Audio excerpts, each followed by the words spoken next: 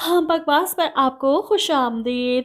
सुकून ड्रामे की अगली किस्त तो बहुत ही इंटरेस्टिंग होने वाली है, बल्कि अनएक्सपेक्टेड होने वाली है। यकीन नहीं आ रहा कि नताशा रज़ा के साथ इतनी बड़ी गेम खेल गई।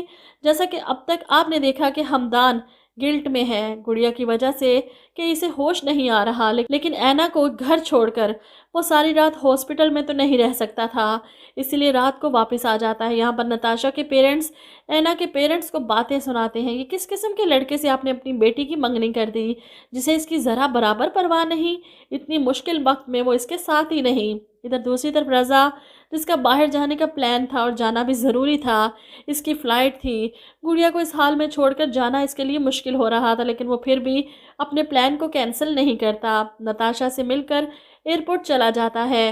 अब कुछ देर बाद नताशा परेशान होकर अपने बाप को बताती है कि रज़ा को एयरपोर्ट पर पुलिस वालों ने पकड़ लिया है मनी लॉन्ड्रिंग केस में। हॉस्पिटल में अमजद साहब पहले ही अपनी बेटी की वजह से टेंशन में थे, ऊपर से रज़ा की खबर सुनते ही इन्हें तो चक्कर आ जाते हैं। हमदान इनके साथ फ़ौरन थाने पहुंचता है, जहां रज़ा के साथ पुलिस वाले सख्ती बरत रहे हैं। सच सच बताओ। और रज़ा को समझ नहीं आ रही कि वो क्या बताए। पुलिस वाले चिल्ला रहे हैं, मैं कह रहा हूँ मेरे साथ ताउन करो। रज़ा इस सिचुएशन पर घबरा कर चिल्लाना शुरू कर देता है, तुम लोग मेरे डैड को नहीं जानते, एक एक को सीधा करके रख देंगे, एक एक चीज़ का बदला लेंगे तुम लोगों से।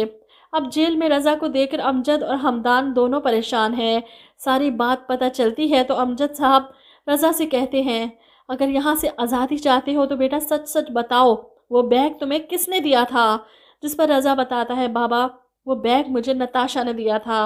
अब अमजद साहब फ़ौरन नताशा के घर पहुंच जाते हैं लोगों से बात करने, क्योंकि इनके बेटे को फंसाने वाले तो यही लोग हैं। नताशा जो बड़े सुकून से सोफे पर बैठी सिचुएशन को एंजॉय कर रही है, वहीं इसके वालिद को गुस्सा आ जाता है, तुम्हारा दिमाग तो ठिकाने पर है अमजद, तुम जानते हो तुम मेरी बेटी पर इल्ज़ाम लगा रहे हो। नताशा ने बहुत कमाल की गेम खेली है। यहाँ पर मुझे गुस्सा था कि नताशा इतनी जल्दी रज़ा की मोहब्बत में पागल कैसे हो गई। इसे तो रज़ा को डिच करना चाहिए था, जैसे वो लड़कियों को करता था। और अचानक इसकी ये काया पलट देखकर दिल खुश हो गया। इसने तो रज़ा के साथ वो किया है कि वो सोच भी नहीं सकता। रज़ा ने जिस तरह इससे माफ़ी मांगी थी, ये देखकर तो नताशा को यकीन हो गया था कि रज़ा तो किसी तरह इससे इसका पीछा नहीं छोड़ने वाला। इतनी आसानी से वो इससे जान नहीं छुड़वा सकती, इसीलिए इसने ये मोहब्बत मोहब्बत का खेल खेला ताकि रज़ा को फंसाए पूरी तरह से, और फिर जिस लड़के से वो मोहब्बत करती है, जिसे इसका बाप गरीब कहकर ठुकरा चुका है, उससे शादी कर ले। लेकिन इस सब में नताशा ने रज़ा को इसकी औकात दिखा दी। वहीं दूसरी तरफ आइमा के हालात बदलते देख काफ़ी अच्छा लग रहा है।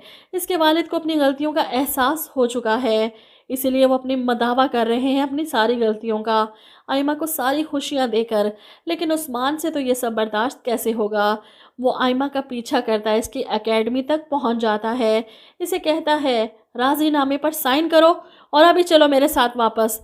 जिस पर आइमा चिल्लाती है, मैं तुम्हारे साथ कभी उस जहन्नुम में वापस नहीं जाऊंगी। सुना तुमने। महमूद साहब उस्मान को देख लेते हैं, आइमा को इस तरह डराते धमकाते, फिर वो उठाएंगे इंतहाई कदम, अपनी बेटी को खुला दिलवाएंगे इस जानवर से। बहरहाल ड्रामे की कहानी नाकाबिले यकीन हद तक चेंज हुई है। ये देखकर तो काफ़ी मज़ा आया। ऐसे ट्विस्ट ड्रामे में होना तो ड्रामे देखने का भी मज़ा आता है। आप लोग क्या कहते हैं इस बारे में? कमेंट करके अपनी राय ज़रूर दीजिएगा।